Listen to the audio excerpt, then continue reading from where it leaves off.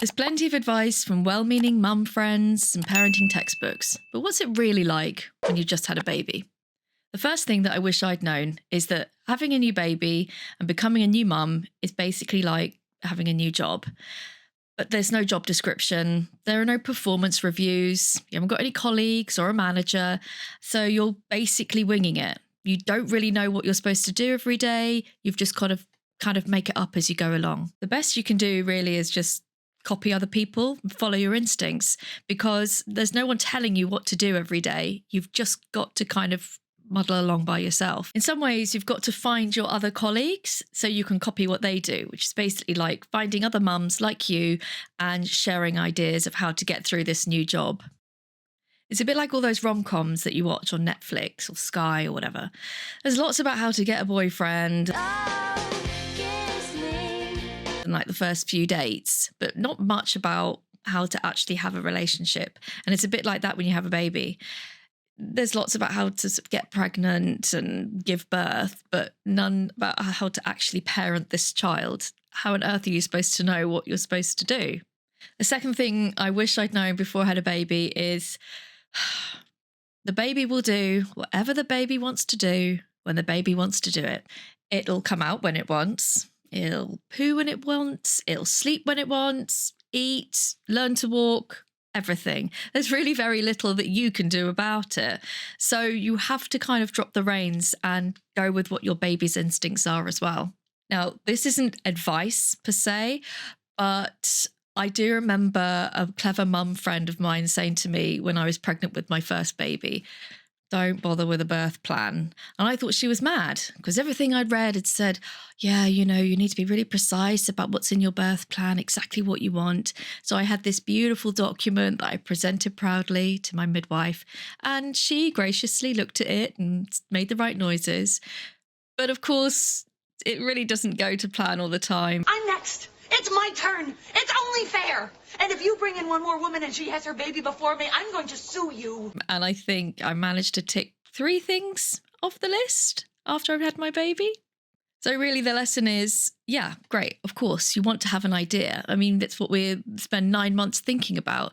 But please just be flexible. Don't be so fixated on having a water birth or definitely having the home birth or something like that. You don't really know what's going to happen. It's all part of the excitement. It's all part of the introduction of having a baby. You really can't plan everything. So kind of go with the flow, trust other people around you, trust your team, and let it go. The third thing I wish I'd known about having a baby was that mother's instinct is actually a real thing.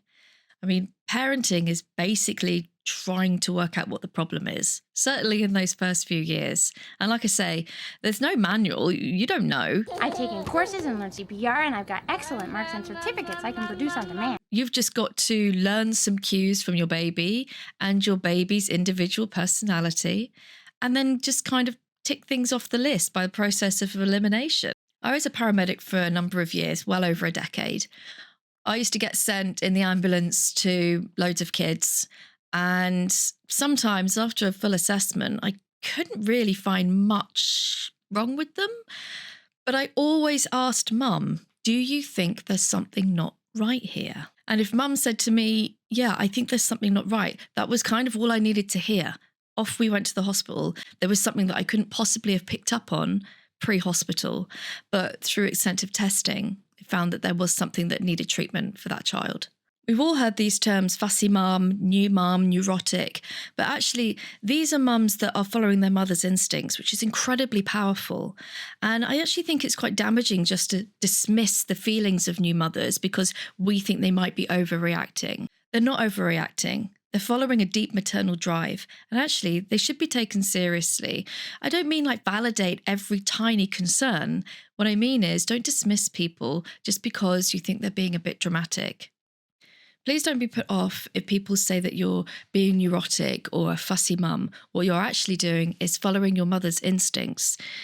If you feel like something's not right with your child or you need some extra support, for goodness sake, seek it out. That is what people are there to do, to help you. That's why Pediatricians are there. That's why lactation consultants are there to help you. That is their role, and to ensure the health and wellness of your child. So please don't be fobbed off or think that someone's going to think you're overreacting. Who cares what other people think? These are your children. You are responsible for them, not anybody else. So it's up to you to make sure that you're getting the best help for them. If you think that something's not right, for goodness sake, go and get some help. Mother's instinct needs to be taken seriously because usually they're right. The fourth point is that when you have a baby, you join a new club. My sister said this to me when I just had my first baby. She said, "You're part of the club now, Kate." I didn't really know what she meant, but actually what she means is that every mother is in the same club together, and your only qualification is that you've got a baby. That's it. Oh, very nice. That mommy person's here again. She's okay. I like her. You have the same understanding of daily life, the struggles, just by having a baby. Your lives could be completely different in every other way. But this one thing in common, that bonds you. Fifth thing that I wish I'd known before I had a baby was this concept of mum guilt. I had no idea how often I would be feeling it. You feel it every day with every decision you make. Mum guilt uses this word a lot, should. Oh, I should be spending this amount of time playing, or I should be dressing my children in the best possible clothes, or I should be breastfeeding, or I should be sleep training. I mean, every time you say should and you don't do something, you've failed. I mean, it's so destructive. So try not to say that word should. Instead, say, pivot or try something new.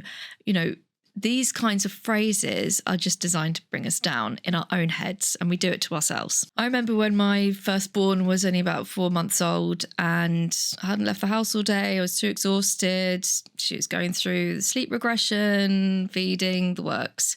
I was talking to another mum about it, and she said, "Oh yeah, mum guilt, get used to it. It's never going away." And she was right. But you learn to deal with it and you learn to have confidence. And my real tip actually to new mums is, instead of calling it mum guilt, call it conscientiousness. And that way, you know that if you're feeling guilt about something, that means that you're trying to do your very best. Mum guilt is where you feel guilty about every tiny little thing that you do that you think isn't quite the right thing. And one of the biggest reasons that we have mum guilt is because of comparison to other people. Social media, please get off social media. It's not real.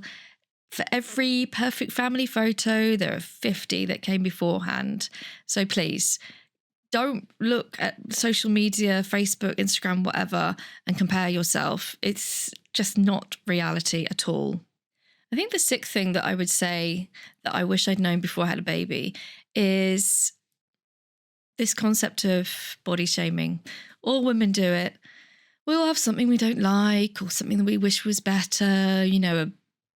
Well, it used to be that you wanted a smaller bum, but now people want bigger bums, whatever. Make my face look all puffy and bloated, Morning, wouldn't it? Go. No, listen, come back. I want to know. I need to know the truth. Does my bum look big in this car? Or bigger boobs or less wobbly thighs, whatever it is. As soon as I had my children, I actually felt quite a lot of shame for being shameful about my body. I mean, for goodness sake, you've created a new life. Not only have you created a new life, you have the capacity to nourish it for 6 months. I mean, that is still mind-blowing, really, how incredible our bodies are. And then we have the audacity to put ourselves down by criticising little tiny things that no one notices anyway. I mean, sure, there are things we can do to make ourselves healthier, but actually what we should be focusing is on health, not on little imperfections that don't matter anyway. I think the seventh thing that I would say I wish I'd known before I had a baby is that you don't know anything about your fertility until you start trying for a baby. I mean, we spend most of our lives trying not to get pregnant. And then in that short time when things are aligned and that's what we want to do with our lives now, suddenly if it doesn't happen, you think, well, why not? I've just spent years using contraception or whatever, and now I can't get pregnant. What's the problem here? Your fertility doesn't care about holidays or special events or anything like that. It has no bearing on it at all. I feel so blessed to have 2 children. I know how lucky I am. And you know what? It really is partly luck. I believe we make a lot of our own luck in our lives, but fertility, not so much. It really is a stroke of luck. And they're both happy and healthy. I know lots of people give their right arm to have 2 healthy kids, and I feel gratitude for that every day. So gratitude's a big term at the moment. People love using like gratitude diaries and stuff, but whenever I look at my kids, I think, yeah, I feel really lucky about this. So probably the 8th thing that I wish I'd known before having a baby was more about feeding my baby. I knew I wanted to breastfeed. My first was born with tongue tie. My second had laryngomalacia. You know, the odds were stacked against us a bit. I battled through. My husband was incredibly supportive. It's what we wanted to do. I know it doesn't work out for everybody. Everybody makes different decisions. But, you know, it's really funny, that phrase, oh, breastfeeding's really hard. But no one actually says what's hard about breastfeeding. They don't actually tell you what that means. It's quite off-putting. Breastfeeding is hard because, again, you're learning a brand new skill. It's your first real task as a mother. There's quite a lot of technique involved. Your baby also needs to learn it. Yeah, I mean, sure, there are instincts and all that kind of thing, and we're designed for this, but you still need to practice, just like you had to practice learning to walk or practice crawling. You know, it takes practice to learn these things. And just like learning to walk, you'll fall over. You will get sort of nipple fissures. You will probably get blocked ducts. You will get leaking everywhere. You know, there's quite a lot to it. That's not to mention the emotional and hormonal side of breastfeeding. I mean, check out my other video about how to breastfeed in public. I know that is a really big point for a lot of women. It's something they worry about. I know I worried about it.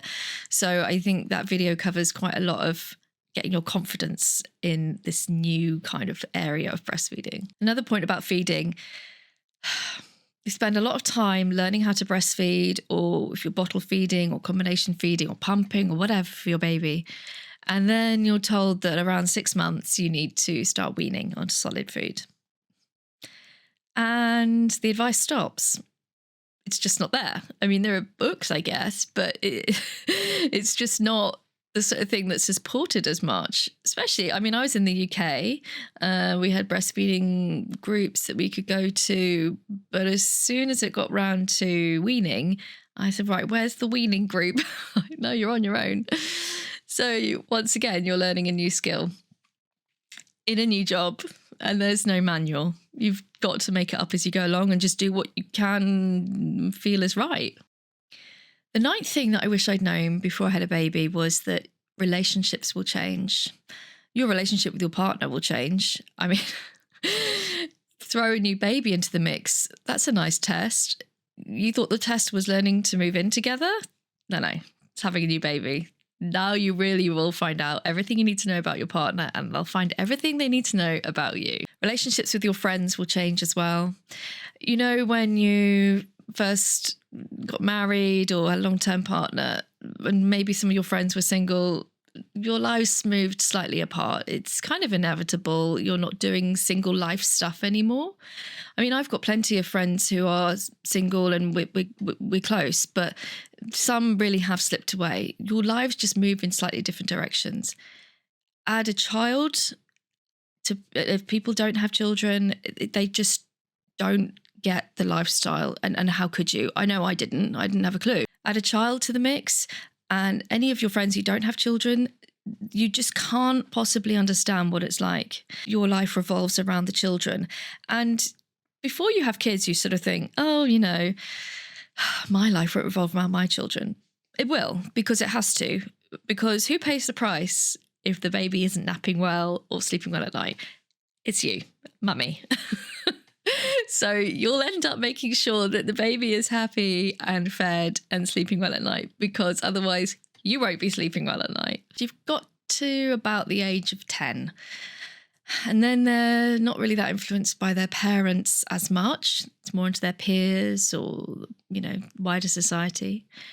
So you've really not got them for very long all to yourself. And for me, I try to recognize that and stay present as much as possible. I look back now and I remember those first few weeks were tough when you have a baby. They just are. It's kind of overwhelming. You think, whoa, what is going on here? But now it seems like ages ago. And it kind of went by in a flash because the new dawn will come and you will have another day. And yesterday is yesterday and you'll just keep moving forward. Try not to hang on to your pre-baby life too much. Your life is different now. You have a person, people who are relying on you and you're responsible for. Your life's just going to change. It's not going to be worse or anything like that. You're just going to find new things. I mean, I do things now that I wouldn't have done if I was without children. I wouldn't have gone on the walks that I'd gone on or explored the places I would have explored. I wouldn't have started climbing trees again or thinking that I can bounce around on a space hopper. But I do stuff like this because that's what my kids want me to do and it's fun. I think the thing is that you don't have to lose touch with your friends who don't have children. I've got a couple of friends of mine who don't have kids who have been absolute lifesavers. They're brilliant. But quite a few who we just don't have that much in common anymore. And that's okay. You've got a different new set of friends who have got kids that you will spend a lot of time with. It's just the way that life goes on. So we come to the last thing that I wish I knew before I had a baby. And I've already touched on it in the previous point, but I think it's pretty valuable. Please try to stay as present as possible. I was in a hurry to get through those first few phases when I had my first baby. I just thought, right, just got to get through these first few weeks and then I can move on to, being able to be better at breastfeeding, or I can get out of the house more, or, I can sleep through the night because they'll be sleeping through the night longer. We're always in a hurry to get to the next stage. But you have to kind of remember that the next stage is going to come. It's not going to not happen. So try to be as present as possible in that moment. Every little newborn cuddle, try to just focus on you and your baby. Don't think about the laundry that you've not done or the fact that you haven't brushed your hair and you've got this sort of matting going on now. Or, you really should change your breastfeeding bra or whatever it is. Just be present in the moment. It's so easy to be distracted with other things that we should be doing, like we talked about before. But you never, ever get these moments back. It is gone so quickly. That's my main bit of advice. You see other mums now with older kids and they look at new mums with new babies. They're not necessarily thinking, I wish I had another baby. They're remembering those precious moments. I can't really stress this enough. Absorb all of that because this is what it's about. It's about the journey. It's not about them becoming well-adjusted, healthy adults. Sure, that's what every parent wants for their children. But it's actually more about the journey of being a parent and being a mum and being there for your beautiful little baby. The cliche is true. This too shall pass. I remember particularly I had a 3-month-old and how old was she? 19-month-old. It was Christmas time. My youngest, my boy, had just had surgery. I was dealing with this toddler, 2 under 2, yeah, and a baby post-surgery, trying to deal with, feeding. I knew at the time that this was tough. And if I can get through this, I can get through anything. And sure enough, of course, I got through it. You have to. You don't get to opt out. You have to get through it. Just keep your sanity and keep everything intact. Being a mum is all about those ups and downs and how you cope with them. You've just got to follow your instincts. Know that if you can get through these stages, you're on to the next stage anyway. So don't dwell too much on each individual stage. Before I had my baby, lots of people said, your life's going to change forever. It's going to be awful. And, you never get your sleep again or whatever. What a load of old shit. It's the best decision I ever made. It's changed our lives, me and my husband, in more ways than we could possibly have imagined. Has it been difficult? Yeah, of course it is. You're responsible for another life, not just responsible for yourself anymore. Is it the best thing in the world? Of course it is. I mean, you know, coming home to mummy, well, I mean, you can't put a price on that. If you're a new mum or you're pregnant and you're wondering about how to care for your baby, maybe breastfeeding, parenting, baby care, head over to my website, frombumptobubble.com. I've got over 100 blogs. I've got other resources. You can contact me and I'm more than happy to give you some advice or talk through some specific things that you're worried about. And if you've got anything you'd like to share with the community, put them in the comments below. I'm sure we'd all love to hear about what you wish you knew before you had a baby. Thanks for watching, and I'll see you in the next video.